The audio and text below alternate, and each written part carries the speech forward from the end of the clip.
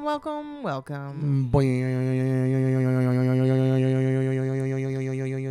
to 5 Words, the podcast where Sean Patton is imitating the back of the door thingies that cats like to playlist. Really? Yeah. That's what you got from that? Either that or a spring, which I suppose is the back of the door thingy. Yeah. Yeah, I was specifically doing one of those, being like, she's just gonna think this is stupid. You are insightful. Thank you. Is insightful or even the right word?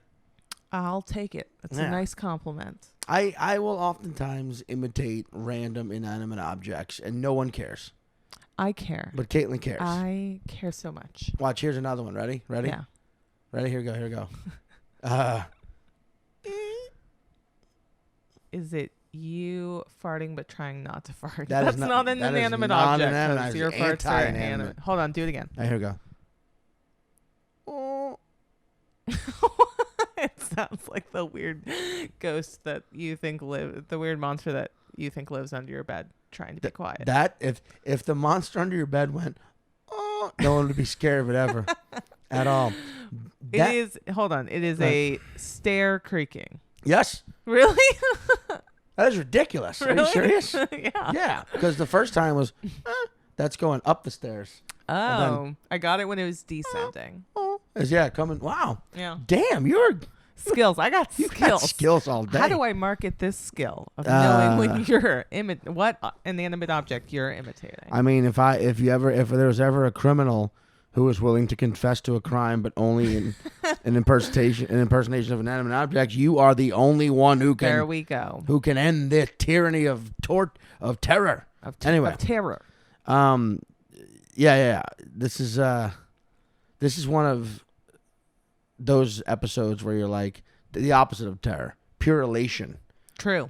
The guest is the one, the only, the David Cross. Cross. I don't need to give you a bunch of adjectives. No, but you know what I forgot to tell him when he was at our place was that one of the first movies where I became aware of him was She's the Man with Amanda Bynes, that hot take on what is that Shakespeare play? Twelfth Night. One Flew Over a Cuckoo's Nest. That's not Shakespeare at all. No, Twelfth Night. Hamlet. No, it's Twelfth Night. Twelfth Night. Yeah, Okay, it's my favorite Shakespeare play that they reimagined as a terrible movie, but he is the best part of it. And I remember becoming aware of who he was because in the bloopers, everyone go on YouTube and try and find She's the Man bloopers David Cross, because he just fucking makes shit up on the spot. And I became aware of him on the show Mr. Show, right? Which we do talk about. So great that we talk about extensively. Great. It's like a juggernaut of sketch comedy that that all of the She's All That. What was it called? The movie? No. She's the Man. She's the Man. All of those movies that he did, because he did. Look, I admire the guy, but there are a couple of movies. I fucking worship the guy. It's a great movie. Is it? Yes, I want them to do an episode of How Did This Get Made on She's the Man. I find there's a couple. My point is that there's a couple of movies that he appears in that I personally didn't think were very good movies, but then he comes on screen, you're like, and he's fucking hilarious. Yeah. And then he walks away. I was looking through. That was my favorite part of that movie. I was looking through some of his credits today to write up the little blurb, and he's been in like a Beastie Boys music video and just a ton of shit. David Cross is. So you know him. If you don't know who he is, you will recognize his face or voice, and you can see his face as we filmed this episode on my phone. So that'll be on our YouTube channel. And if you can spot the husky that appears randomly in the background during several points of the video, you win a prize, which is that I love you. You will win the love of the co-host of the podcast. That's me. And I'm just going to say, this is it was amazing to do an episode with him. One of my weakest. Because I was just Star Trek the whole time. It was funny to watch. Yeah. I mean, it's still a fun conversation, but you were a little... You were weak. No, not weak. I personally have never seen you fanboy. Yeah, I fan out. In the 5.5 years that I've fanboy out known a little bit. That's okay. It's still a great, fun pod. He's awesome. Check it out. I mean, he's fucking awesome. Where are you at this week? tonight I have my monthly show, Good God, with Shane and Phoebe and Tom. So that's in Bushwick. Been a month? Yep. Since the last one? I know, right? But it's good. The lineup just changed today because we had a couple people who needed to move some stuff around. So now we have Todd Barry, Roy Wood Jr., Bonnie McFarlane, Stavros Halkias, and Jay and Aton. Oh, and Alex Falcone. So It's going to be super fun and packed, and you should come. Tickets are selling out pretty fast, so you should buy them if you are a New Yorker. I'm going to be there hanging out. Yeah. I got spots. I'm bouncing around. I'm in New York this week, just back at the lab, bouncing around, doing the spots. Hell yeah. Catch me here, catch me there. I'll be around. But go see, if you're in New York, just go see comedy. It's everywhere. It's great. It's everywhere. And it's great. everywhere. And if you're in Eau Claire, Wisconsin, we will be there shortly in first week of December. So well, we'll talk about that one on the next show. I know. I'm just putting a little ditty in their ears. All right. Little ditty in do your ear. one more inanimate object. Do it again. Oh my God, I have no idea. Wait, I'll get one more time. Yeah.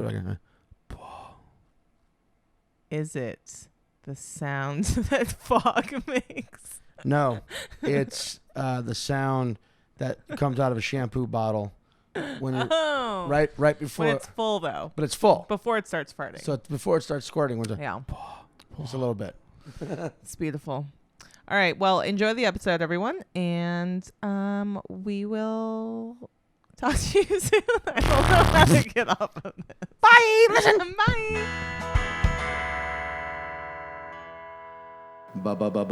You know, that reminds me.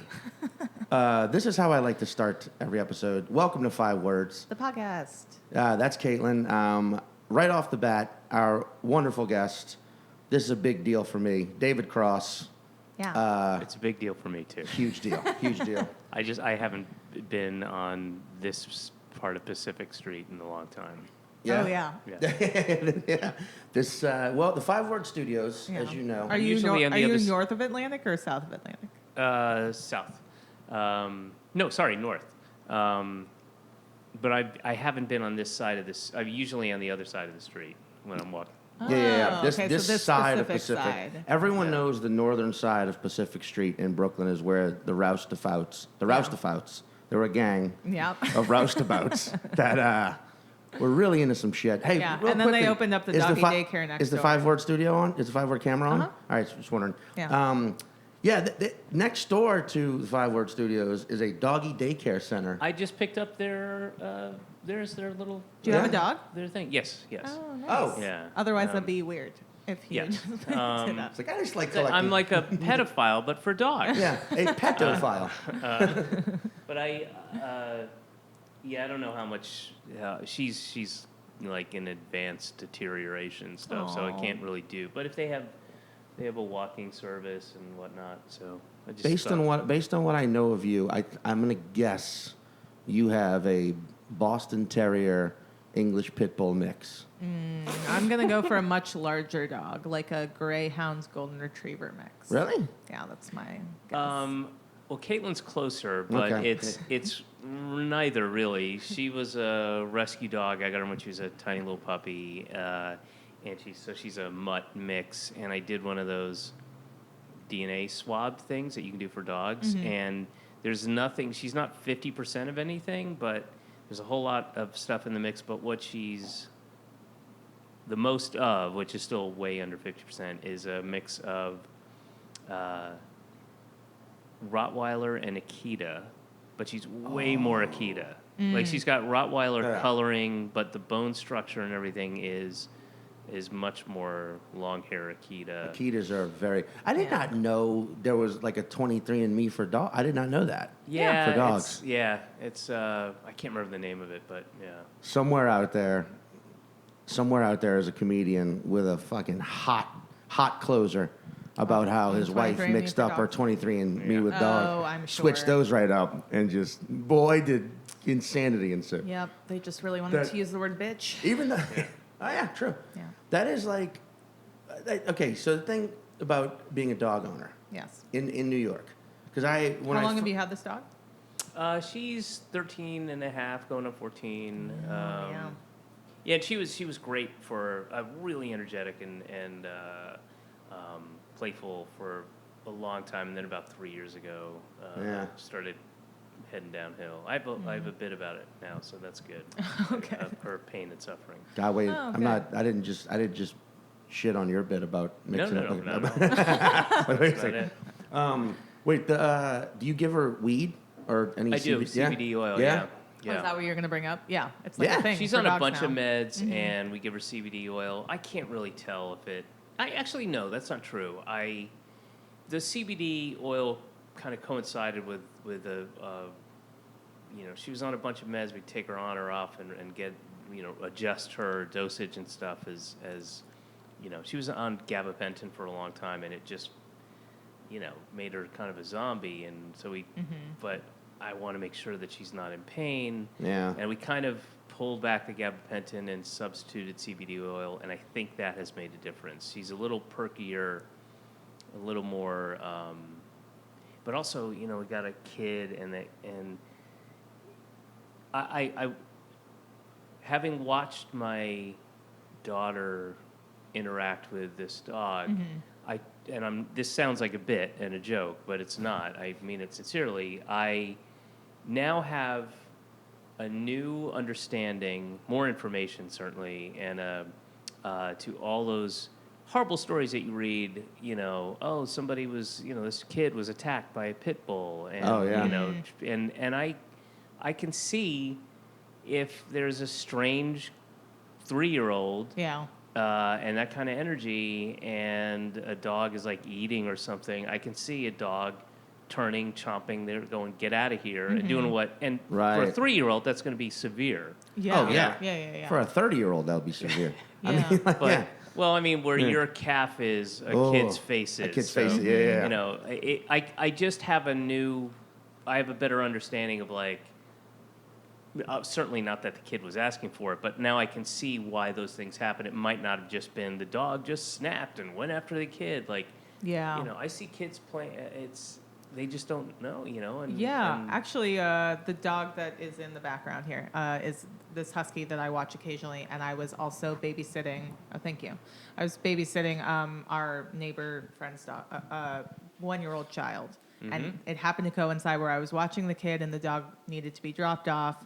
So there was a brief moment where I had to walk the dog with like the baby strapped onto me back to here. And just even that quick interaction. And huskies are notoriously supposed to be really good with babies. Yeah. And I was still like, I don't trust that this. Well, you can't, you shouldn't. Even if I think those are a lot of the stories. Like, he never did anything to anyone. Of course, but it's still an animal, It's still an animal. Yeah. And baby's still a baby. And and our dog obviously is, this kid's grown up in the presence of the dog, and the dog's been there from day one. But, it's. The dog is exceptionally patient and has definitely snapped a number of times in a warning way of like, ow, leave me alone, stop it. She sometimes thinks it's funny and doesn't. It's as I said, I have a new understanding. Yeah. Wait, how old is your daughter? She is, she'll be 3 in February. Because I saw when we did that show at Union Hall, you were doing some bits about having a daughter. Oh yeah, you did my show at Good God at the Sultan Room. Yeah, you talked about that's like what, because you were talking. I think I'll probably be your age if I ever have what are you, like 49, 50? 55. 55. Yeah. Is this a bad time to tell you that I'm pregnant? Well, that's yeah, but I have that sounds like somebody's gonna have an abortion. But like, do you have those moments? Because like my dad had me when he was 26. Oh yeah, same here. My dad was 27. My mom was 26. Right. So it's like the idea of having a kid. So but you have a younger brother that's 14 years younger than you. I have a younger brother who is 14 years younger than me. But like, and I'm his godfather. I forgot about that. Can you believe that shit? I forgot. But our parents' generation. Yeah, I mean, that's when you got I mean, 27 was kind of on the older side for some guys back then, Yeah. And it's only fairly recently that people started having kids. More and more people started having kids much older. It's not that I didn't want to have a kid. In fact, I did. I just didn't. One, I didn't think I'd ever get married.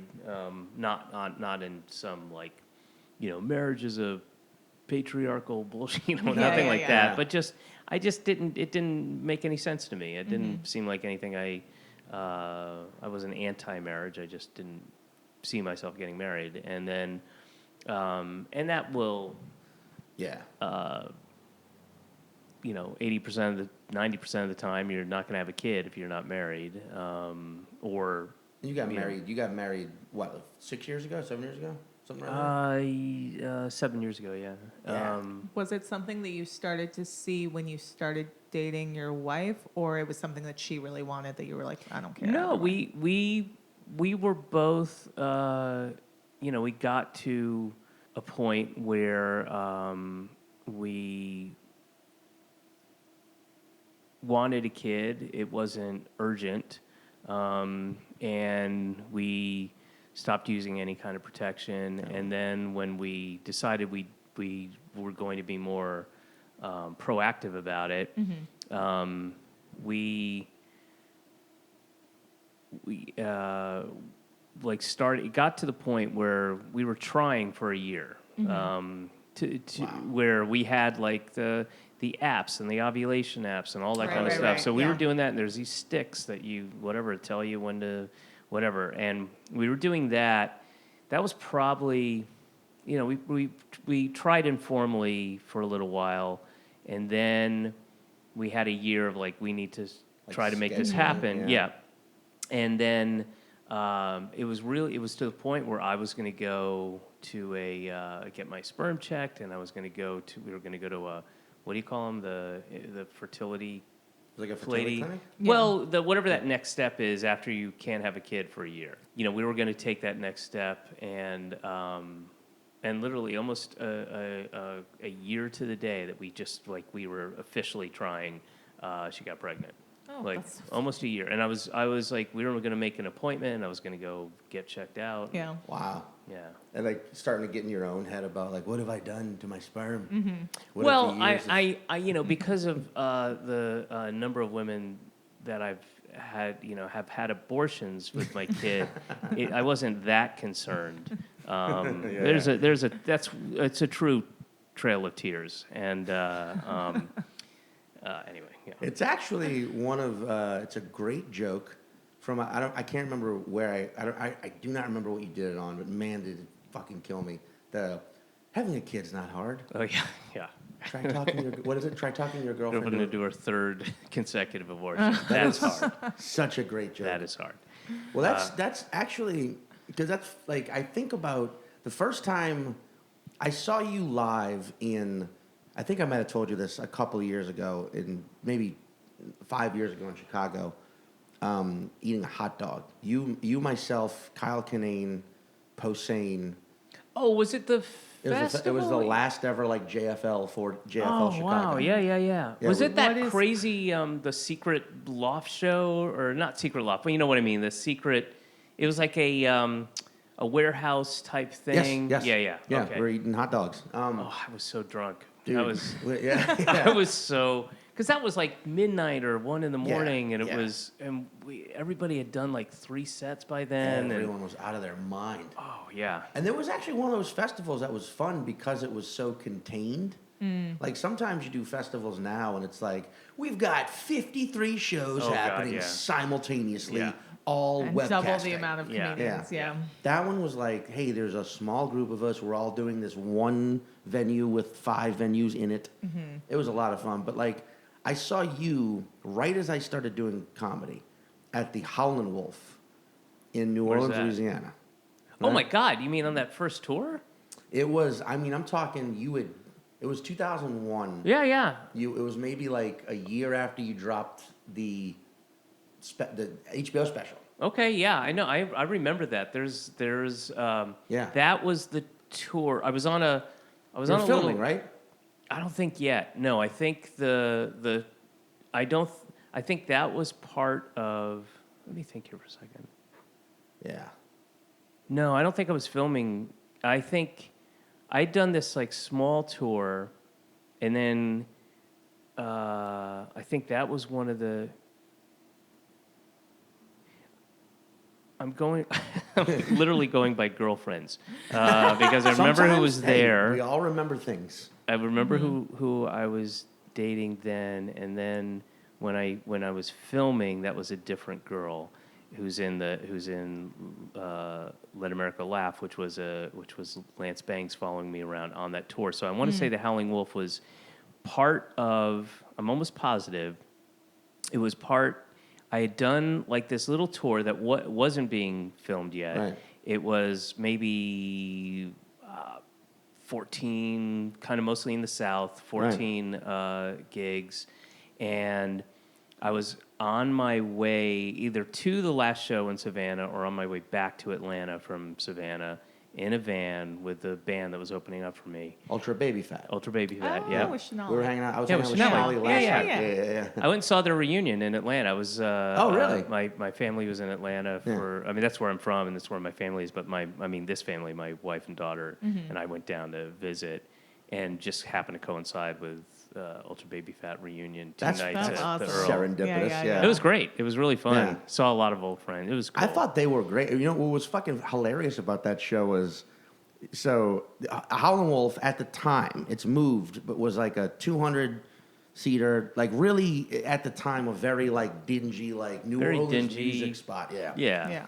And Exactly. it's packed with like, and that was back, like that was a few years after Mr. Show had ended. So like, you know, you had just legions of kids like me, just like, we're gonna see him live. This was pre-internet. This was pre-podcast. This was pre-fucking YouTube. And we go, and I remember opening for you was this improv group. I have a little story. All right, go ahead. Okay, Go ahead. So that improv group is called Without a Net, right? Yeah. And the only reason I know about Without a Net was because years later I joined them in New Orleans for like a year just because of the stage time, and got eventually like not asked. Was to that the leave, one where but you sort met of- Rory, or that was a No, different different group. That was a sketch group, but like they were so. I remember back like watching them, Yeah. and being like, why? And I didn't even understand. You know, I was so new in comedy. Yeah, It was yeah, like yeah. I didn't really even understand how cheesy, like short form improv can be, and I was like, what? Why is this? And at first I was like, oh, I know what this must be. This must be a fucking sketch. Like, he's going to come out at any moment and interrupt and be like, what are you fucking people doing? I completely understand why you would have thought that. And then they kept going, and it was like, oh, man. And even then, like I said, I didn't understand the inner workings of comedy yet, but I was like, this probably wasn't supposed to be. It was one of those. This happens occasionally, and Yeah. I almost always say yes. But somebody, either a promoter or somebody knows somebody who knows somebody, like, hey, you know, there's a local comic or a local improv group or whoever.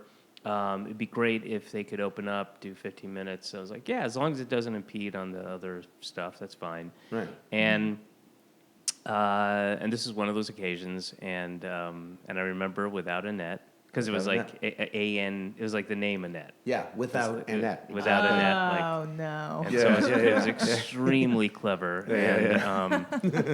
And look, let me say, these were, you know, kids, and they were earnest, really earnest and excited, and so you know what's actually fucking hilarious about that though? I know factually at least two of the members at the time were in their late 30s. Oh, really? Yeah. Well, that's the thing. Like I said, I joined them later because I just wanted the stage time. And within I was constantly like the black sheep of the group. Yeah. Like I was getting reprimanded for things I did on stage. I was You getting. weren't earnest enough. I We all wasn't. know Yeah. I earnestness just- is really good for comedy. But then eventually, like, I parted ways. But like, I still like. You are right in saying they were good people and they were very excited. They seemed all all good all people. good people, and But yes, and but what they were doing it was just. It was not good. Yeah. But prior to, and I probably watched like 5 minutes and then scooted back to the green room. But when I was back there, it was because, as you said, it was like this dingy rock warehouse type place, and so we were all kind of sharing this back area, and they were also nervous and excited and stuff, and they were like, "Hey, do you mind if we do?" Oh, you'll know what this is. Do you mind if, do you mind? We want to warm up. Do you mind if we do word ball? Word ball. And I'd never heard word ball prior or post ever. And I was like, yeah, I don't, do I need to stand back or what? How does this work? And they're like, oh, we're just going to do some word ball. Guys, and then guys, come on, let's gather around. Yeah. We're going to form a circle. We're going to do word ball. Okay, great, let's do word ball. And then they would just all look at each other, facing in a small, tight circle, and somebody would say a word, and then the other person would say another word. Right. And it would just go back and forth. I'm trying to remember it because I thought it was like you go like I would look at you and go like peanut, and then you would you would go peanut, and then it would start to morph. Right? No, I remember it. I remember it as like. It's real. It's improv-y. It's real like. Just like theater. immediate connotations, or like the next word peanut, that comes to your head. Peanut, butter.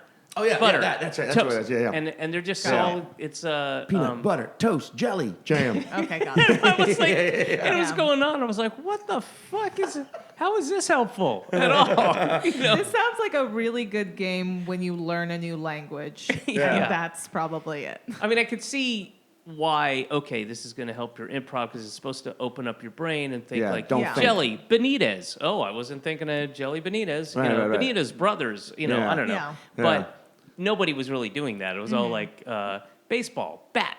Bat, cave. Cave, dweller. Yeah. Okay. Dweller, dad. Like, whoa, now that's a jump. But it was. I just remember it being like. Because we were sharing this room and they were all doing it really earnestly, and it was it seemed so dumb, and it was like, okay. Did you ever start to think like, is this a bit that I'm doing? Did I hire these people months back? That's so funny. Because what was okay, but that show, you did an opening that this all seems very fanboy, but like you were probably the first live comedian I ever saw. Like up until that point, all the comedy I'd seen was on TV and whatnot. Right. And I had been doing comedy for about 6 months at this point. So you came out, and I miss openings like this because now, and we could talk about this at some later point, but like comedy takes itself way too fucking seriously now across the board, and everybody wants like a grandiose intro or like some sort of big. Almost not rehearsed, but some sort of like, look at me, I'm the comedian on stage, and like, I hate that. Yeah, shit. you took it.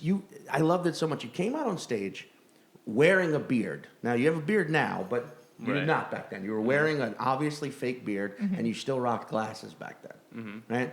And you came out playing guitar. Oh, Ainsley McTree. Is that? That's what it is. Yeah. That was the character's name? I would have Ainsley McTree. Quote unquote, open up for me, and it was just me. Obviously, me. I wasn't trying to hide it.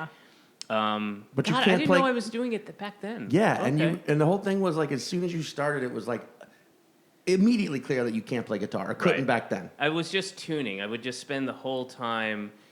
It was just like, and he was one of these, environmental guy, and. Thank you so much for having me, and I have a few songs I'd like to sing. And the whole time I'm sitting there like, ding, ding, ding, ding, kind of tuning. Yep. And then it kind of becomes so funny. Clear that I'm not really tuning the guitar. It sounds like I am.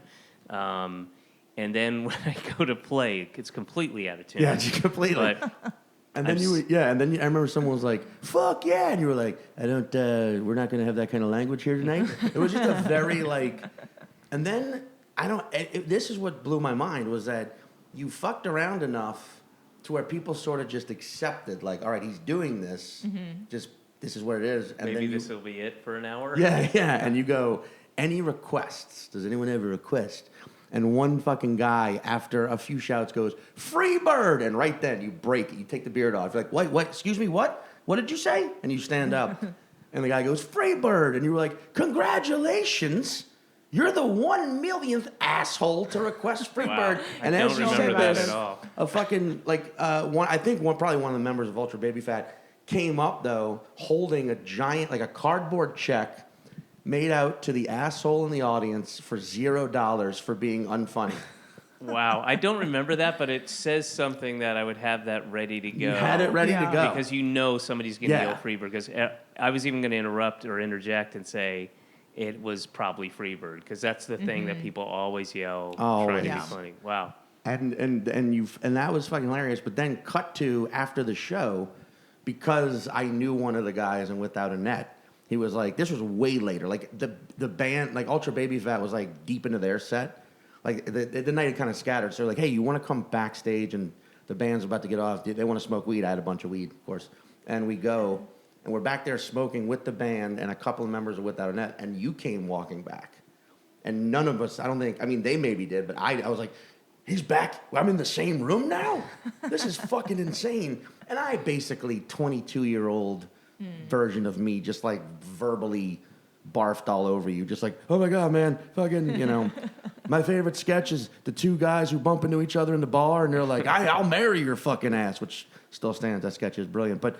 And you just kind of like politely like nodded and laughed along and then like reached over and grabbed that check and gave it to me, which I had, and it was destroyed by Hurricane Katrina. Oh, I shit you, like that was one of the things when I went back into my apartment like 7 weeks after. Wow. Yeah, That's and when funny. I went up, it was one of the things that was just covered in mold, and I was like, oh. But see, that shows that was, I think that was one of the last sets I did. I think because if I would have given you that check, because I would have used it for something else. So I was going to know ask it was at the if you very went end of that. and found it every night, or you made a new one.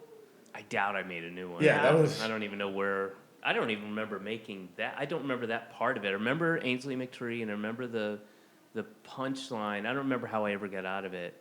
There is a little follow-up anecdote to this, but it was the bit after the kind of, oh, I see, you can't play guitar, was talking. I've, written some protest songs. I think that's how I introduced myself, protest singer. That was it. That might have been. I think that sounds more. Ainsley McTree, protest singer. And so I'd come out and I'd chit-chat while I'm, fake tuning the guitar, and then I would talk about the plight of the Native American Indian and the genocide the white man has, and I would do this very kind of impassioned, emotional, heartfelt thing about the suffering, and then I would sing a song that I wrote about that, and it was a song about their plight, but it really used inappropriate language. That was the whole idea. Yeah. It was I like that. Yeah. The white man came and took your babies, and whatever it was. I remember the big thing was he skull fucked you. Skull fucked.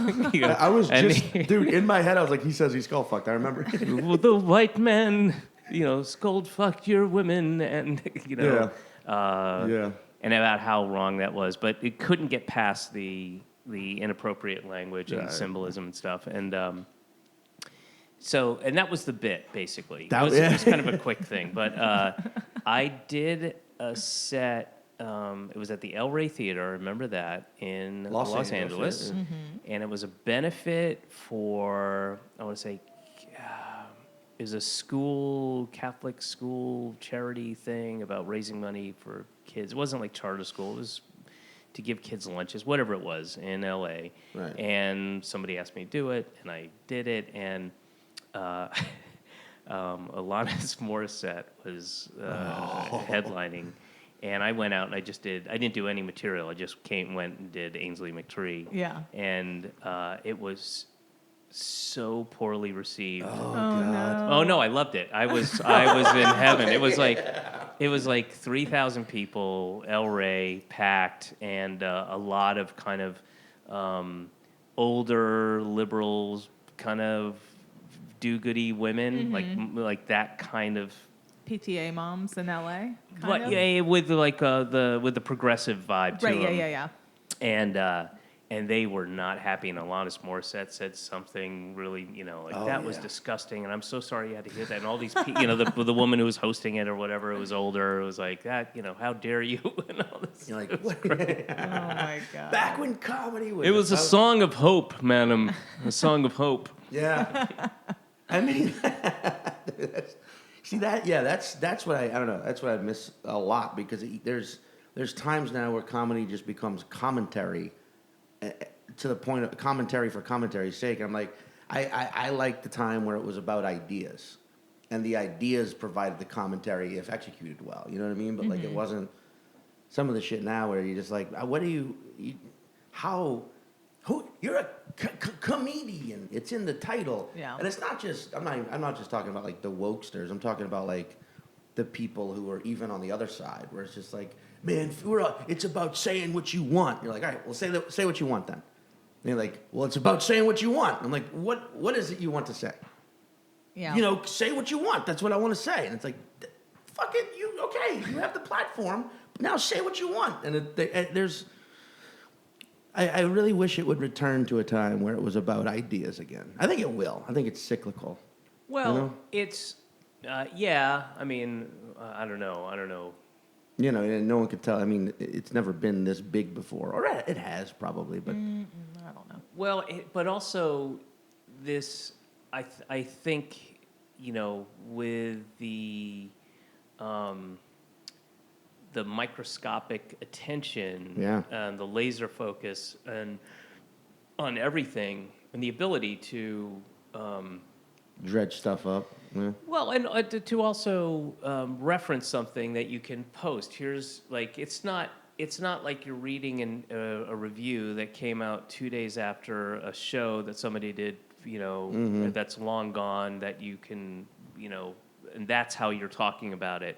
But now I can see, like, let's say, something about Louis or whoever. I know I'm taking this down a different road, but now you're going to reference somebody wrote a review, and in that review they talked to people outside of a place in Duluth, Minnesota, and then and there's hyperlinks and stuff, so you never get out of that thing. It never, and everyone can chime in on that thing that is a very subjective. First of all, it's subjective, and also, I mean, you two know as good as anybody that comedy is about cadence, and it's performative, and it's different when you're seeing it live as opposed to reading a transcript of it.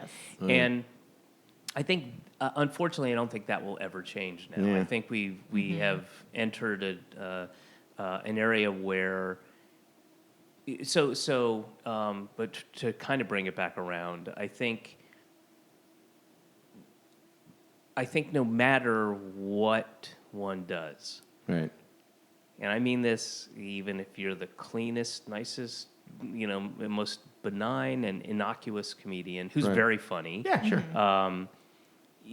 Somebody can and will find fault with it in ways that didn't exist, 7 years ago. Yeah. And that's just where we are, and that's how it'll always be, I think, I guess, yeah. And as you were saying that, when you said bring it back around, I was like, good point. Because we did kind of start this by me going like, comedy takes itself too seriously. Yeah. And it's like, well, hey, if it's like this now, then the only way to really move on through it is to not take it all as seriously, even though some of it comes after your livelihood. But comedy doesn't take itself seriously. There are some comedians who take them, but that always existed. There was a, I mean, I remember doing, Catch a Rising Star in Cambridge in the 80s, and there were plenty of, I want to say kind of a slight kind of pompous kind of, because you could tell the comics, and they weren't that funny, who were talking about a subject matter, had that thing, and now you see it's all over the place, and it's one of my pet peeves, drives me up the wall, of that attitude of like, especially when people dismiss if their joke doesn't land, and I see this a lot. A lot now with like, okay, 5 of you are comfortable with that. Yeah. It's like, no, it has nothing to do with comfort. It wasn't funny. Yeah. And I hate that. I hate that thing of I'm not doing well, so you guys, I'm making you uncomfortable with my truth bombs. Yeah. Oh, yeah. I fucking That's hate so that. pretentious. Wow, your truth bombs about diesel Yeah. gasoline prices? You know? Like the only couple responses that I really like, because I see some people fall into really bad habits like that, is It's a bad. It's a bad. it's a really crutch. bad habit. It's a Yeah, comedian crutch, it's some yeah. people be like, "All right, that didn't work," and then they acknowledge it and they move on. I think that's fine. Yeah. My favorite one is one of my co-producers for the Good God show, Tom Takar. He does this thing sometimes where the audience is just like kind of they're not really into it, but they haven't been into it all show. He can't tell, and he'll just be like, "You guys are so fun. We're having so much fun," and you see them be like, "We are having fun," and then they get more into it. It's like this really weird psychological technique that he uses that I really appreciate. I only think though that he can pull it off. Yeah, he does. I was about to say he does it well. He does it where really, you're really like, well. At first, you're like, "You sarcastic son of a bitch," Yeah. but then like 3 minutes later, you're like, "Wait a second, I'm judgmental." Yeah, but I I'm the can't asshole stand it here. when a comic is like, well, I guess like that was too Sorry, harsh like- for you guys. Sorry, you're little puckered assholes. Like, Yeah, whatever. yeah. Am I too gay for you? Am I too black? Am I too, Yeah. whatever? I'm just too anything. Yeah. I like sometimes. I mean, we all know this. Sometimes the greatest thing in the world is watching your colleague bomb. Oh yeah. Some people are really fun to watch. My Bomb. my favorite bomb story, and he fucking hates this, I'm sure. But Mark Maron, this was like years ago. It was 2011 in Melbourne, Australia. Right. This is right when Maron was like taking off, with what the fuck, and he was there. You've been down there, yeah? No, I haven't. I No? haven't. No, I've heard great things. I've heard amazing things. You should go to Australia. I know. I've heard. With your family? Yeah, they give you an apartment for a month for that festival. I have heard nothing but good Yeah. things, and people come back all dig it, and I've Everyone I've- comes A long back flight to take a Vegemite, baby on. It's pretty good. I'm that guy. I am that asshole. I did that the first time I came back from Australia. I just was like, man, it's weird being back because I was just in Australia. And I caught myself being like, stop. You're every junior that got back from Yeah, study abroad in college. But we're doing. Mark's there, doing his own show. He's selling out every night. He's doing great. But then there's this late night, midnight show at like the main hangout club, and everyone goes up. I mean, it's like a drunk Australian audience, which is they're akin to a drunk. That American is to audience. say, an Australian An audience. Australian audience. Yeah, exactly. I'm being redundant. Yeah. But like, everyone's doing pretty good, But Maria Bamford goes up and has like has a great set, and Mark's closing, and Mark goes on, and is just immediately from the jump.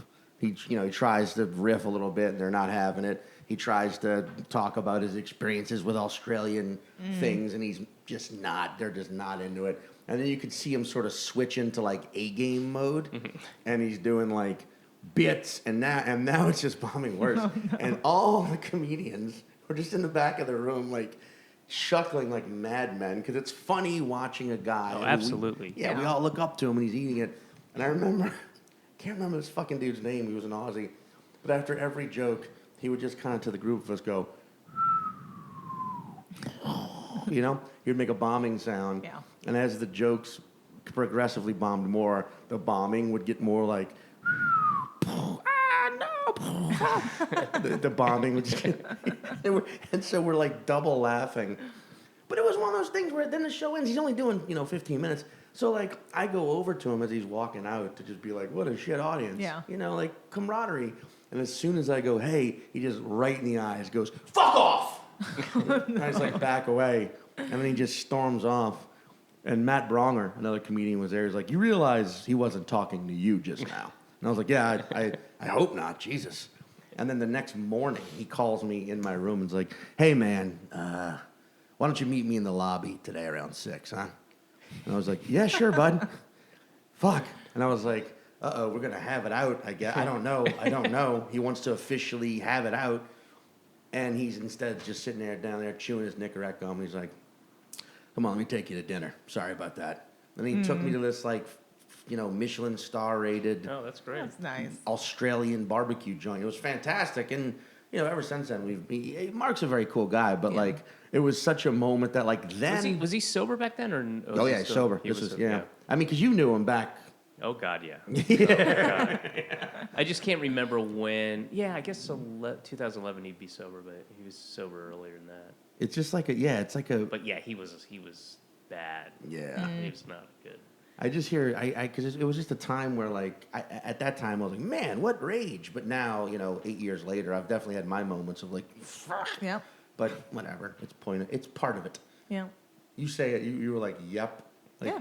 You've had to come and stroke the Hulk's hand. Definitely have. Yeah, for sure. The we should do the Yeah. thing. So David, Yeah. would you mind telling us a story in a mere 5 words? I will, and this is going. I was debating which story to tell. I have 3 stories in my life, and I think this one fits with what we were talking about. So, it's bad set, but worse opening. Oh, I like the way you did this. All right. This is an interesting version because we've never had anyone give us a sentence before. Yeah, Usually- I Oh, like they it. just pick out 5 words. Yeah, random. Sometimes they do like Yeah. 5 keywords, Oh, no, but I no. like this better. But so what Yeah. do you think? Well, I think we're gonna place this one on a tennis court. Okay. Yeah. Yeah. Because you have sets there. I'm knowing David. I feel like this is an outside the box kind of situation. Right. So that's my location.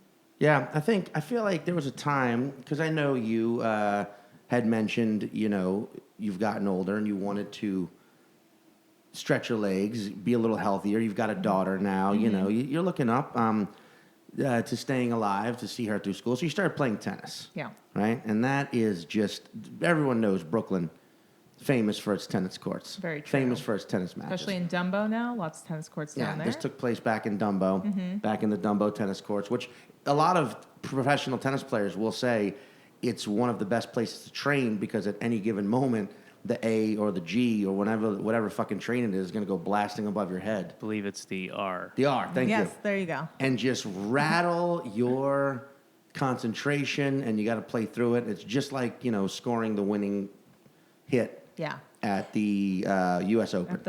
At Wimbledon, even. So there you are. The winning hit. The winning Yes. hit. Yeah, the winning We know hit. a lot about tennis. So Glad I placed it here. for your opening match ever, the first time you ever play. Yeah.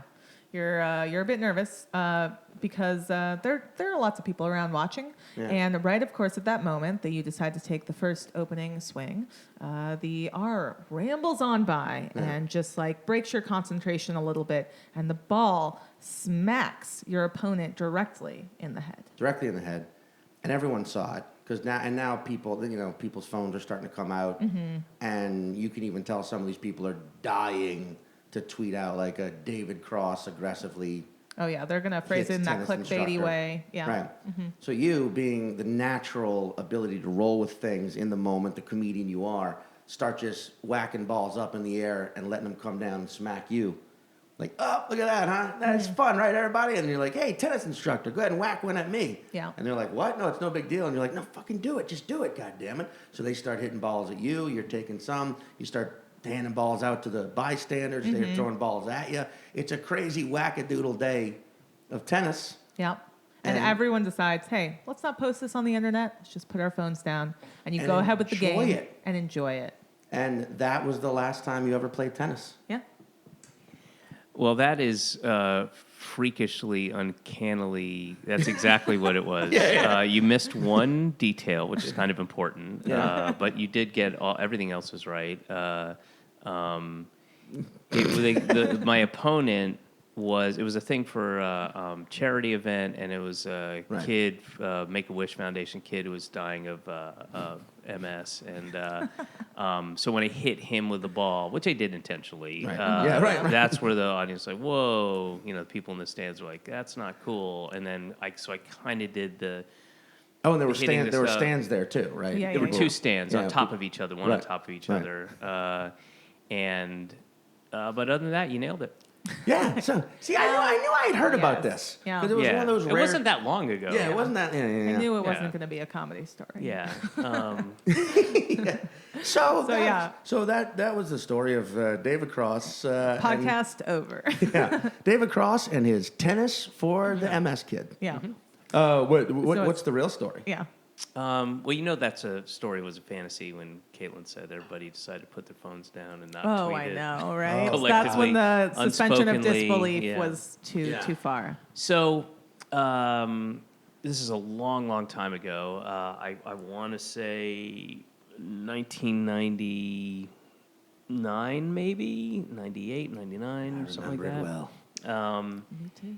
And just for perspective, Caitlin was 8 years old, all right. and I was 20. I'm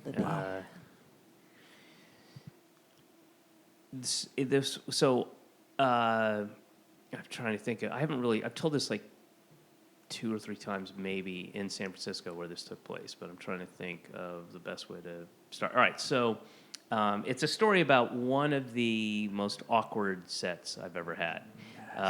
But it's not as awkward for me as somebody else who will come into the picture later. Great. So I had not done stand-up in a while, and I didn't really have a lot of confidence in the little kind of bits that were all disparate that I had. And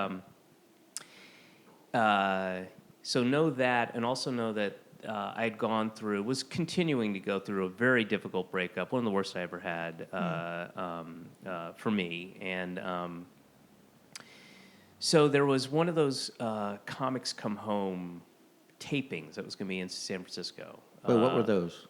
That Comics Come Home is, I want to say Dennis Leary might have started it, or somebody started. It was where they raised money for the homeless, I believe, but HBO? It wasn't Comic Relief. It was No. It was a thing. I think Comedy Central, and in fact, I know it was Comedy Central. At least this one.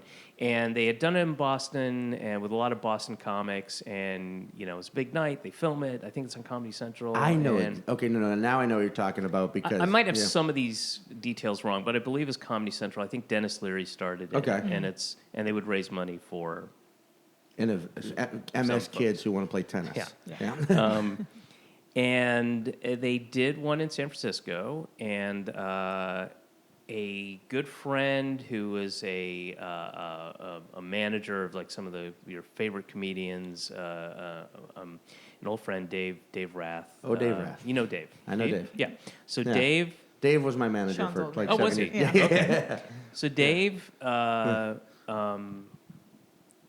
was putting this thing together with whoever that he knew at Comedy Central, and he's like, it's gonna be great, And I used to do San Francisco. We'd make the runs up, drive up the 5, and me and Margaret Cho and Greg Barrett and Tony Kameen, all these comic, L.A., yeah. San Francisco, but back and forth, and I knew it well, and was very, I had really good shows up there, and it was anyway.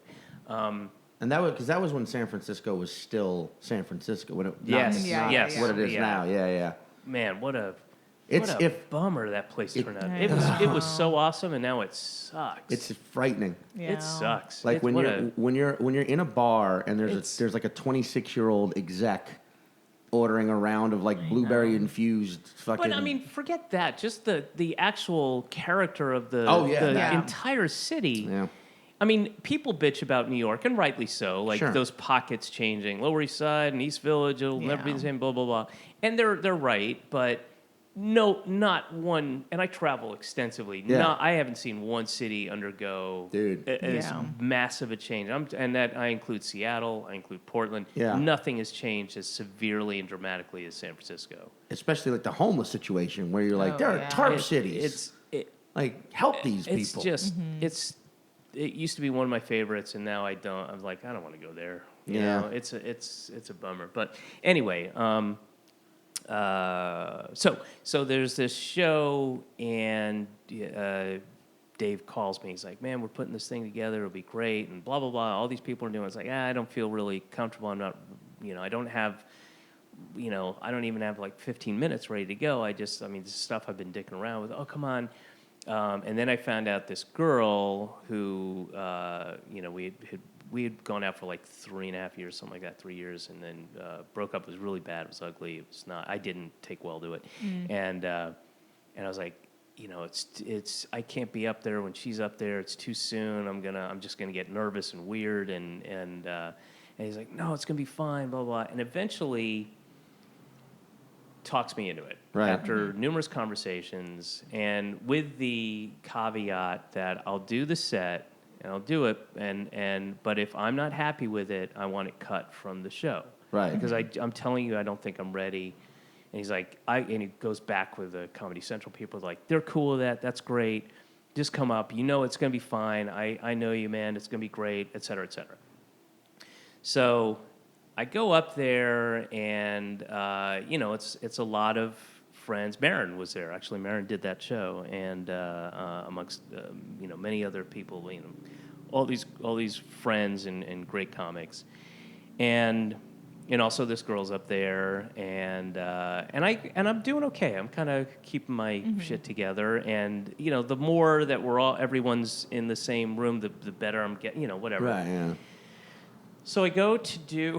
The more drinking, the more sort of. It was okay. Yeah. But it was like an afternoon taping. It was like a 5 o'clock taping, I'd say, and it was at I want to say It was like a 2,800 seat theater. Oh shit! Oh, wow. It was huge, massive, and the lights are up, because it's a TV taping, and I go out and I do.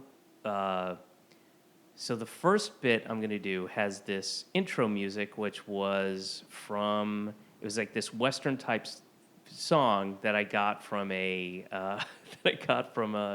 video game, I think, and they said it was cleared. Then they told me that it wasn't cleared. Oh no!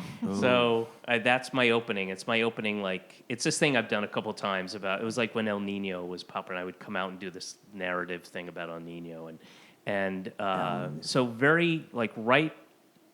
So right before. I'm talking like an hour and 20 minutes or so, they're like, oh, we can't do that. We actually didn't clear it. We can't clear it. So you can't do it. And I was like, oh, man, that's my opening. And it was in that, like, Ainsley McTree type of, like, fake weird opening, which I could get away with back then, Right, yeah. So that's gone. So then they go to intro me, and I do not remember what the problem was, but they had to redo it for the taping. So they intro me. There's a bunch of applause, very warm reception. I come out. I don't remember. It was like really quickly into it, and then like the voice of God like, sorry guys, comes in. All right, we're gonna have to take that again. I'm so sorry. We had a problem up in the booth. Like, oh man. Also I had given away whatever I was going to do. Kind of messed that thing up. So so they had a fake laugh again, kind of thing. Yeah, exactly. Yeah. And all right. So right out of the gate, it's not. But those are easy things to overcome. Sure. So I come out there. And I do a couple bits, and as I said, this was not anywhere near strong stuff. It was okay. I had some okay things, and stuff that just wasn't fully developed. And I come out, and the first couple minutes are fine. It's okay. And then I said this thing. I guess Lady Di had recently died. I said, her death. I know people were, I can't remember exactly how the bit went, but, making it kind of a somber reference point, and her death really affected me, as much as her life did, which is to say, in no way whatsoever. Who gives a fuck? What are you people crying about? One of those type of things. It did not go. It was not well received at all. And that's the beginning of. And I'm talking like we had a couple minutes of grace, and then it started going down, and then it went downhill so fast. And then I did this joke. I did these bits about. I want to get a dog. Not that I want a dog. I don't care really about having a dog. I just want to get a Oh no, it wasn't this bit. It was the Jews. Okay, wait. I don't remember the segue in or out, but the Nazis. No, all right. So I'm trying to, because I don't want to step on the next thing I'm about to say. So it was a bit about how in the Holocaust the Nazis' phrase for exterminating the Jews was the final solution. So they called it the final solution, which implies that there were other solutions that they tried that didn't work out. Yeah. And then I would run through this list. Like there was the kill him with kindness solution. And then there were all these things. I don't remember the bit, but it is, it's kind of, Ripley laughter, but with 2,800, with 2,800 people, if only 500 are laughing, it makes, whatever. It's enough to, you can get by. And then somebody, then somebody boos me. And then I hear, so somebody boos me like kind of in this section over here. Right. And then up over there, I hear, why don't you go home then? And then I hear, what, go on home, blah, blah, blah. And then people are like, yeah. And then everybody starts applauding. 2,800 people that I can see are like, yeah. And that's as close to fainting on stage as I've ever gotten, where I had 2,800 people not just booing me, but like, yeah, like to the Get the fuck off. During a taping, it was crazy. Jesus. And then I did this thing where I was like, I said like, oh, you guys, something really stupid and kind of not professional, where I was like, oh, does that offend you? Well, get ready, motherfuckers, because I'm going to bring out some really cool, and I just did the most offensive fucking shit that I could think of. I was like, fuck you, I cut my set short, whatever, and left. Wow. Booing. Now everybody, screaming. when I say boo, I mean 2,800 people that I can see go, boo, get out, whatever. Go home. That was it. Go home. And I left. And I was shaken like I've never been shaken before since. And, everybody's watching the set. They had TV tapings, they have the sets. And people are just like, wow, like really kind of giving me my space and being very respectful. Yeah. And I'm like, I don't know what the fuck just happened, man. Yeah. And Jesus. And of course, this girl is there, Yeah, of course. No. Yeah. And so Bobcat Goldthwait is the headliner. He comes out. So we finally get, a couple people do it. He comes out, and it's a long, big stage. There's a whole scrim with the, San Francisco and writing whatever comics come home. He comes out, and the walk from like the kind of center down to the center mic is it's like a 12, 14 second walk. Yeah. And they're like, Bobcat Goldthwait, who's they go nuts. And as he's walking down and he gets to the mic, he goes, the Nazis had killed the Jews. I'm paraphrasing. And they had a plan, and it was called the final solution. So he's got my back. He does that to it's the nicest, one of the nicest gestures anybody's ever made. In that, right? And that was with when anger, he dropped the voice too, right? Oh, no voice. Yeah. He was like just real Bob. Yeah. The Nazis tried to exterminate all the Jews, and they had a phrase for it. It was called the final solution. So that's his opening. Oh man. Of course, I told Comedy Central, you cannot air that. You cannot air any of it. You may not air it. So now, their headliner to start his set with no context and no reference point is now That is As gold. he says it as he's walking out. Oh, and they don't know any better, so they're like, we got to keep that in. Oh my god! I never saw it. I have no idea what the final result was. I want to dig it up so The bad only, now. the only thing I don't know how they'd cut around it. I truly don't know how That's so they could cut funny. around. You'd have to go to a side angle and drop his audio, maybe. Yeah. Dude, I don't know what they did. that is fucking like my the only thing that God. would make that funny is if he came out and said that in the old school Bobcat voice. The Nazis. Now I can't even do it. there's That is fucking a great. second addendum to this, Oh, okay. which is, so I go out and I'm like, I probably started smoking cigarettes. You know, like I smoked for a long time and then I stopped. I'm sure I had one, and I was like, I don't know, that was the craziest thing, and I think it was Marin. Yeah. It was Mark Maron who came up to me. I was like outside, like, you know, looking at the reflecting pool or something. Yeah. And I'm almost positive it was Marin who said, no, dude. Because I'm like, that was crazy. That was the worst thing. I don't even know. Boy, they hated me. I've never ever heard that kind of vitriol. I mean, I've had bad sets, but that was blah, blah, blah. And he's like, no. They were booing the guy they were yelling at the guy who booed at you. That guy said, go home. What? That wasn't to you. That was to the Oh, guy. shit. And the whole audience was like having my back. What? I didn't understand that at all. And then it clicked. I was like, oh, right. Oh, fuck, Oh man. man! See, I thought that might Yeah, be I the thought case that when for you a were like second, talking but about them yeah. in different pockets. Yeah, that's what happened. Oh, wow. And then you doubled down. And And I doubled down and made it worse. And I also, I couldn't, like, had I known, I would have just sort of readdressed and go, I'm so sorry, guys. Thank you so much. Yeah, fuck you. All right, yeah, go, you Yeah, know. yeah. And then Wow. would have had a better set. Wow. But it was a disaster. Oh, It Wow. was a fucking disaster. That's also funny because, like, that is I'm such getting a... like a little shaky remembering. Yeah, I noticed that. I was like, is he having a relapse right now? Just, No one's gonna boo you, David. Here, safe space in this room. No, that's because the idea of the boo being like, go home.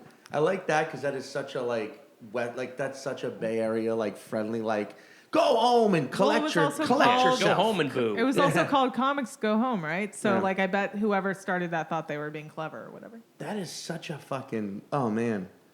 I was also thinking when you said that, I was like, the one person who probably thought that was hilarious was Dave Rath, Jewish Dave Rath himself, who loves him some good Jew jokes. Yeah. But Oh yeah, I think he was somewhat familiar with the material. You know, Yeah. I think it's not like I was trying them out for the first time. These are like little bits that I had tried and done, and they were man. worked. But it wasn't like, oh, this is a great little tight 15-minute set. It wasn't like Right. that at all. I wonder, that almost feels like it's like if I were a psychiatrist, like a therapist, I would be like, you were projecting your own unhappiness onto the audience. That's why you immediately thought, I don't No, know. I mean, Yeah. I heard a guy booed, and Yeah. there was like hissing and booing, and then a guy say, you know, go home, and then everybody, You just- yeah, you know, yeah, go home, and applauding. 2,800 people. Oh my God. yeah. And I'm telling you, now I can see, I saw it then too. I was like, oh, right, of course. But I'm telling you, when you're on stage and you can't really tell, and you, especially in a Yeah. room that size, I just thought, oh my God, everybody wants me to go home and leave the stage, and they're all applauding, and they all hate me, and Jesus, what the fuck? Oh my God. Dude, that is so insane. that's also like it's fucking the only thing I've ever experienced that is Yeah, I was somewhat going to ask, have you ever well, no, gone no, at that level? but just watching, this is completely different, but it wraps up really well. That improv group without a net. I was just gonna say I was shit at improv back then, but like I remember we were at a rehearsal or whatever, like a practice once, and one of the guys showed up drunk, and we all start like doing warm up games and shit, and the leader of the group just stops and he goes, "Hey man," to the guy, he's like, "Go home, man. You're you clearly have had a call. You know, just I'm not mad at you, but just go home." Yeah. And then the guy's reaction was like, "You go home, Bob." and he's like, we're not doing a game right now. Leave. He's like, no. The game is this, man. All right, we're managing, and he starts being like, we're baseball managers. He's like, we're managing the team, and the game's gonna fucking go. And we're all watching this like, is he so shit-faced that he thinks they're that he just initiated an improv game. Oh And my they God. did. I'll give them credit. They did it. They like acted it out, and then we all kind of laughed. Like, all right, now seriously, go home. Yeah. We kicked him out. But I don't know what. That's completely different. But like I love the idea of just someone, the moment where you think no one's on your side, and it turns out everyone's on your side. This was the opposite. Yes. Where he's like, clearly, we're just doing a Everybody's on game. his And he's side. like, no, No. we're actually trying to kick you the fuck out. Oh, that's so funny. I've never anything like that. I mean, I've yet to do a 2,800. The largest venue I've ever done was, I don't even fucking know. Melbourne. 40, 50 people? Oh, yeah, that. Yeah. Um, that was like 3,000. But now, yeah, like a lot of those shows. Yeah. Yeah. Yeah. Yeah, that's like you feel anything.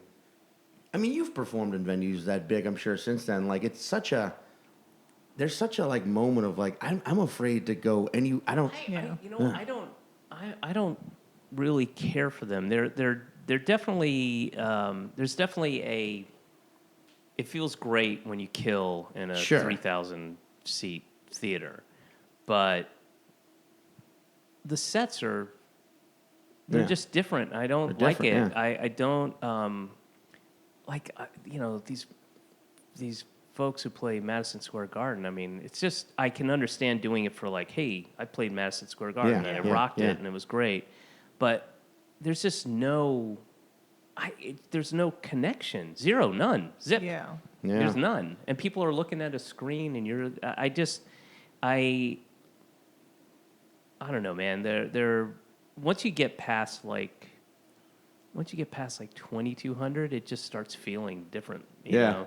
I did. There's a club I just did in Atlanta called the Punchline that has screens next, like on stage, and it's like a 200-seater, and you're like, I'm right here, by the way. Oh, Yeah. that's so weird. Yeah. I don't know what these are even for. In case you get confused in the moment. It's just people like, I'd rather watch TV. Yeah, I didn't even I know about he's a right live there. thing.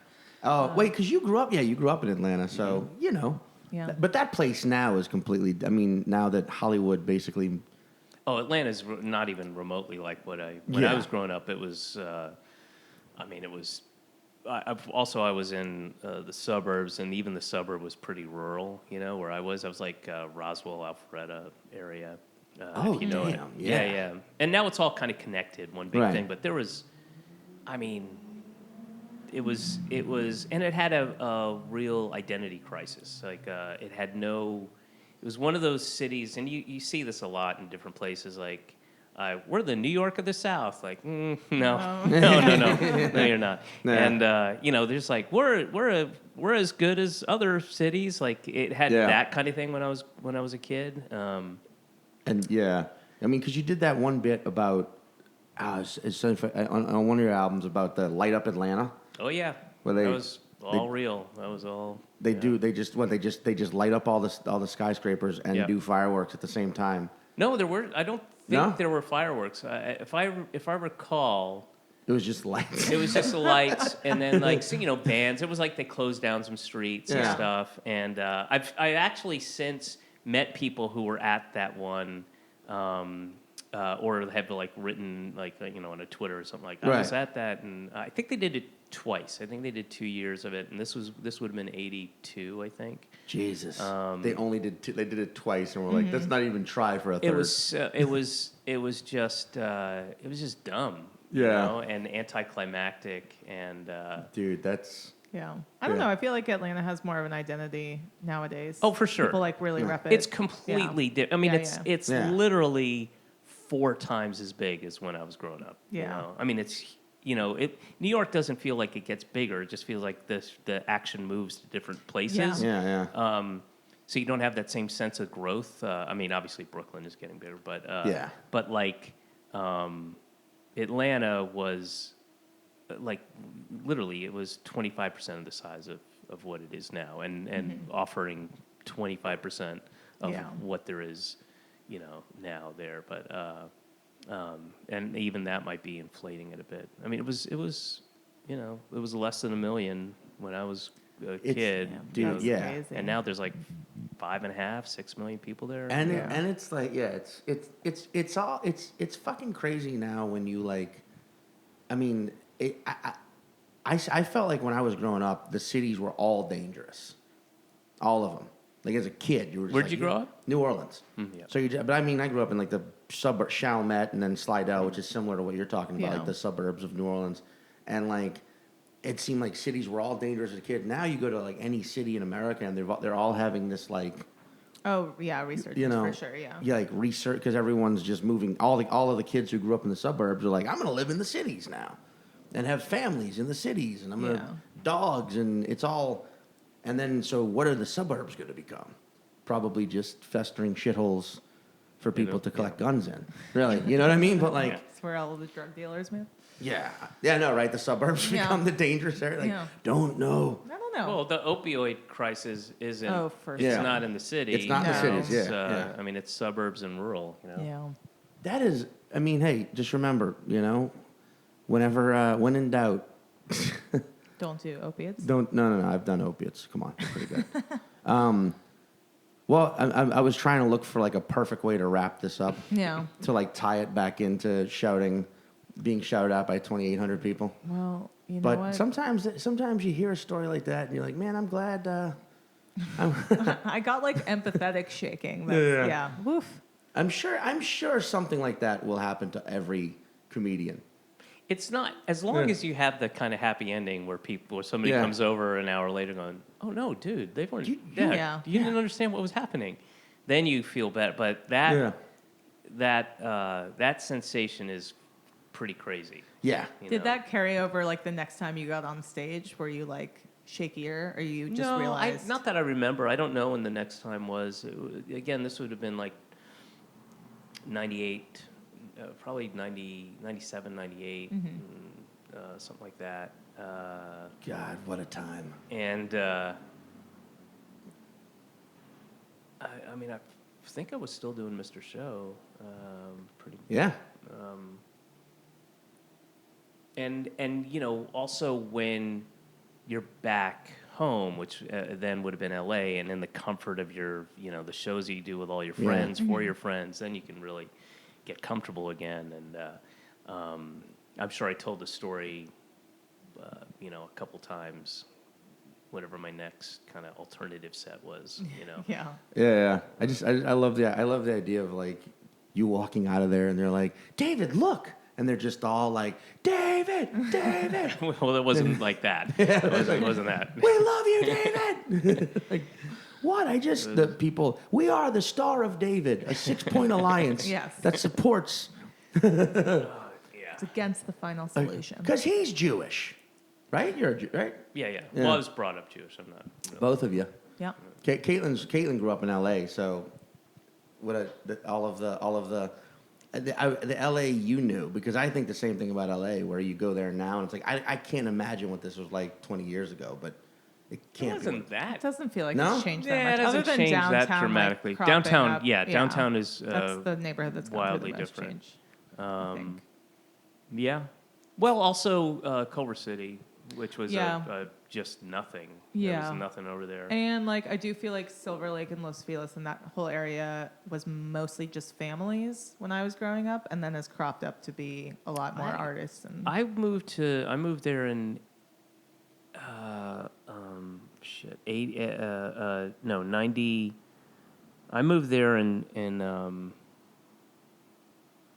93, I think, and that's I only lived in Los Feliz and Silver Lake, and Oh wow. and that would have been.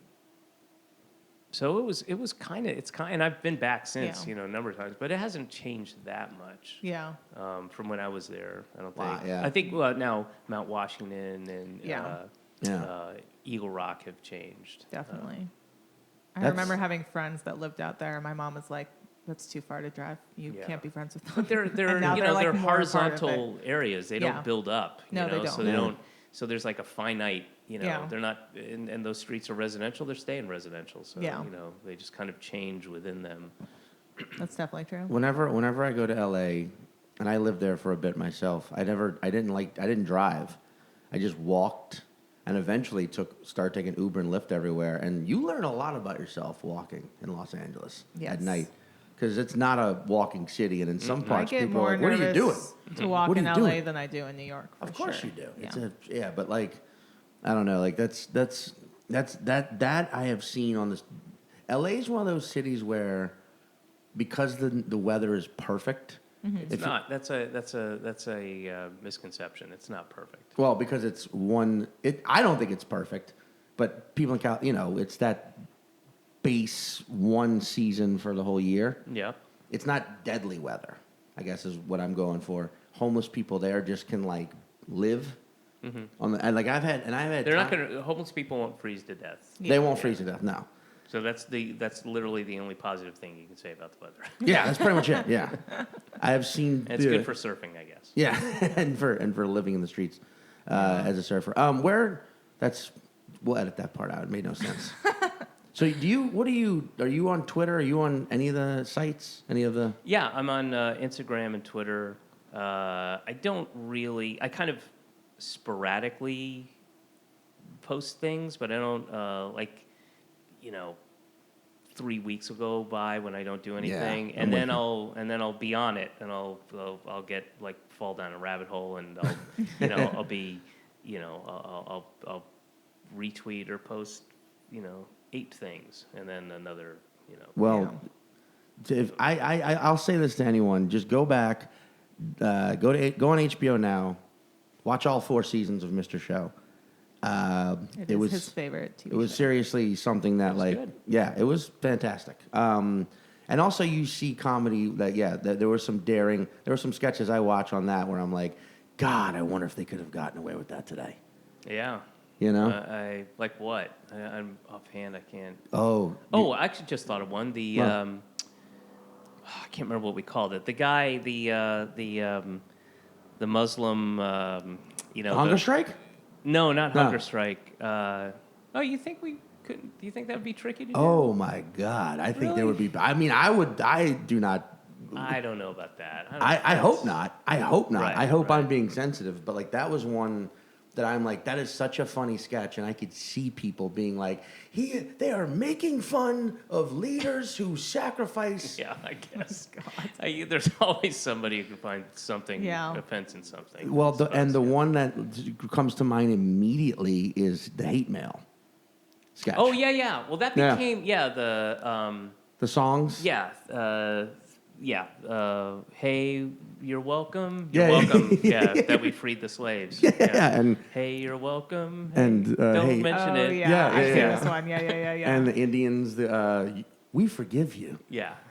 Like all of that, like that, but that's still like it's brilliant. It's brilliant, and also goes into the character that you did of the guy who wrote sarcastic hate mail, which is still one of my favorite fucking twists on anything. But like, well, he wrote hate mail, but you couldn't. Without the inflection, you wouldn't know. Right. You wouldn't know it he was upset. fucking hilarious. Which was more of a statement of like the internet and when people go off on that loops blogs and way stuff. back around to what we were talking about. Yeah. To wrap it up nicely, is like seeing things written in text out of context of someone's inflections just makes no sense. Yeah, but like that, yeah. So go watch all of the Mr. Yeah. Show, and tell us which sketches you think couldn't. Did you ever see which one was it? I've seen them all. No, the stand up. I think it was bigger. It was Bigger and Blacker. Yours? Yeah. Yeah. Oh, But there's a guy. He's on Drunk History now. His name's Mort Burke. He's a Chicago improv guy, but I had him as a plant in the audience who was live blogging my show, which interrupts halfway through the show. And he has the nuances of things, but he's just gotten it wrong, and it really sounds offensive. And he's like, and that was my little. and that was statement on Bigger it. and Blacker was what? 05 maybe? No. No, that was later than that. I think it was 2011. Was it that late? Jesus. Yeah, I just started going out with Amber, so it would have been we. Yeah, I guess it would have to have been because let's it see, we was did- definitely. Because I was aware of sloggers. that. And Yeah. that was like It when was I after Todd Margaret. I'd shot Todd Margaret. No, maybe I'd shot the pilot, and I was waiting to see if it got picked up. And then, yes, so I want to say maybe 2000 and actually probably 2009 or 8 or 9 or 10. I just realized it just hit me the definitive Mr. Show sketch that you could never get away with today is son of a fucking bitch. I hate myself for not thinking. The story of the guy who runs. Oh, the Bob LaMonta story. Bob LaMonta story. Right. I feel like that's one. with the retarded parents. Yeah, I feel like that's one that but That'd be tricky. That one is still my best friend who she talks about who lives around the corner. We grew up like together. We watched the show in real time. That was the thing. And I remember that. But then years later, watching that and you forget. It's one of those things where because the way you guys wrote it, you're like, where is this? I guess I'm watching this. Oh, and it just comes out of nowhere. And it's so perfectly executed and so beautifully done.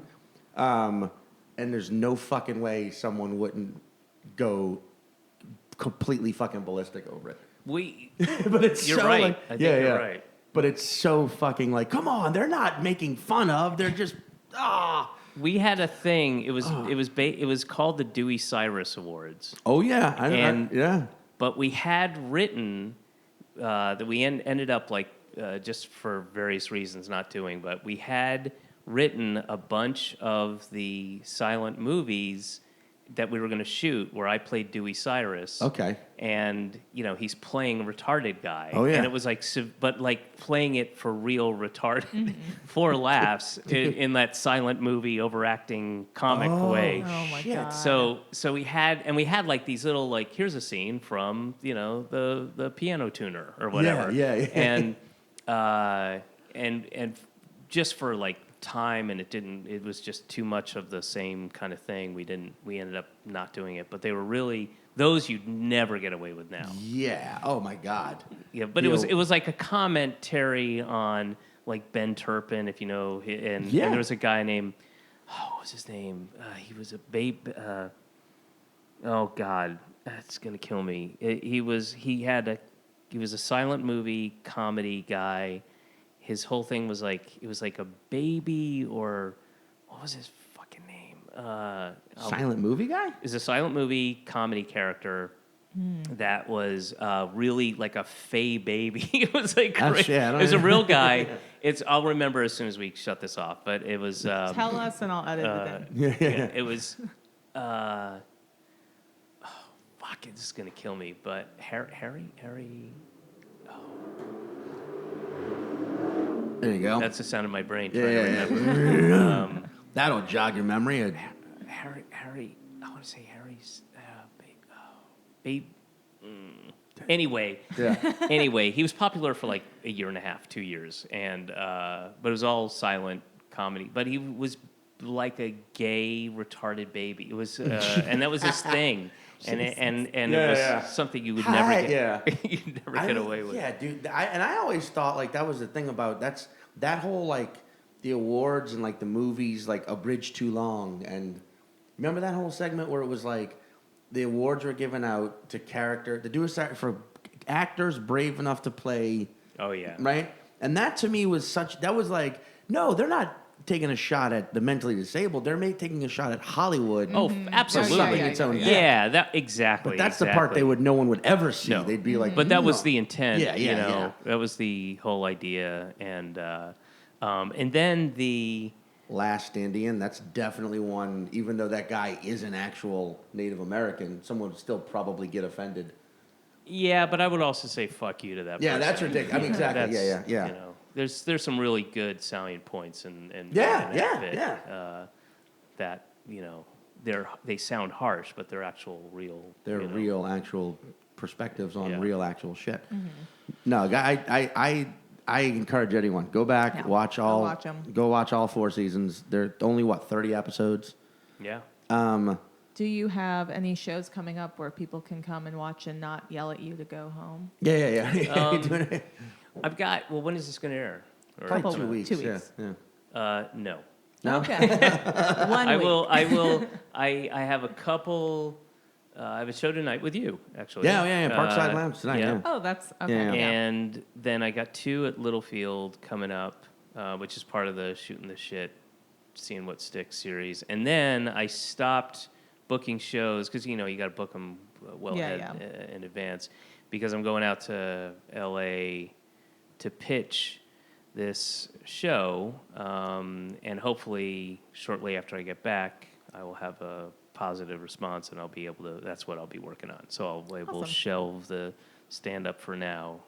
Going to pitch more TV? Yeah, obviously. TV, Fuck, yeah. Stupid question was that? Could've been a movie. I got some Could've been dumb a movie. questions in there. Could have been a movie. It's Could've not been too a dumb. movie. Yeah. Could have been a podcast. Yeah. Could have been, yeah. Could have been a who knows? webcast. Could have been a musical. Could have been a casting. Could have cast. Cast, yeah. You know, could have been. It's a cast where everyone's in a cast while inside of a cask. Boo. I don't like it. Go home. Go heal. All right. Thank you, David. Thank this you was so much. such Sure, an my excellent pleasure. thing. Go home. Go home, Bye. everyone. Go home.